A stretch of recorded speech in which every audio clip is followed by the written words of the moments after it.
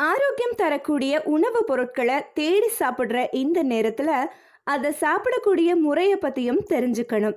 சளி, இருமல், காய்ச்சல் இதெல்லாம் வராம தடுக்கிறதுக்கு சுக்கு, மிளகு, தேன் இது எல்லாத்தையும் நம்ம டெய்லி சாப்பாட்டுல சேர்த்துக்க ஆரம்பிச்சிட்டோம். அந்த வகையில கபசுர குடிநீர் குடிக்கிறது ரொம்ப நல்லதுன்னு நமக்கு தெரியும்.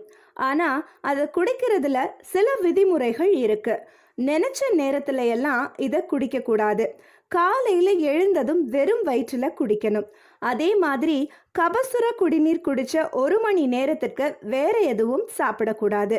எப்போல இருந்து நீங்க கபசுர குடிநீர் குடிக்க ஆரம்பிக்கிறீங்களோ அன்னையில இருந்து நம்ம அன்றாட உணவுல ஜீனியை தவிர்க்கிறது நல்லது.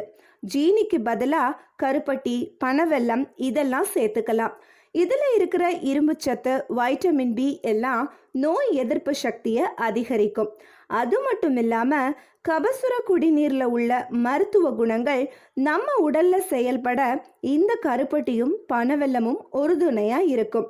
நோய் குணமாக மருந்து சாப்பிட்றது எவ்வளவு முக்கியமோ அவ்வளோ முக்கியம் அதை முறையா சாப்பிட்றது. உணவு முறையா சாப்பிடுவோம், ஆரோக்கியமா வாழ்வோம்.